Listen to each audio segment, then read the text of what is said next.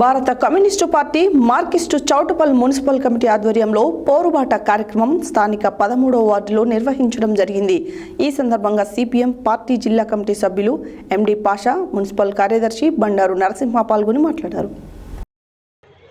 భారత communist party Marxist Choutuppal municipal committee ఆధ్వర్యంలో పోరుబాట కార్యక్రమం స్థానిక 13వ వార్డులో నిర్వహించడం జరిగింది. ఈ సందర్భంగా సిపిఎం పార్టీ జిల్లా కమిటీ సభ్యులు ఎండి పాషా, మున్సిపల్ కార్యదర్శి బండారు నరసింహ పాల్గొని మాట్లాడుతూ స్కూల్ కేంద్రంలోనే మినీ ఇండోర్ స్టేడియం నిర్మాణం చేసే విషయంలో అధికారుల నిర్లక్ష్యం వల్ల నిర్మాణం పూర్తిగా చేయకుండా నిర్లక్ష్యంగా వ్యవహరిస్తున్నారని, దక్షిణ ప్రభుత్వం స్థానిక ఎమ్మెల్యే చొరవ తీసుకొని స్టేడియం నిర్మాణం పూర్తి చేసి క్రీడాకారులకు అందుబాటులోకి తీసుకురావాలని కోరారు.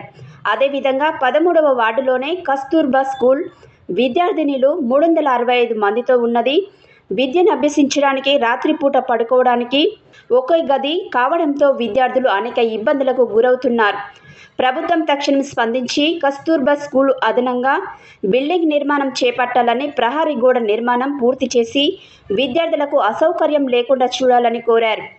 అదేవిధంగా 13వ వార్డులోనే శ్రీకృష్ణ కాలనీలో సీసీ రోడ్ల నిర్మాణం, డ్రైనేజీ కాలువ నిర్మాణం చేపట్టాలని డిమాండ్ చేశారు.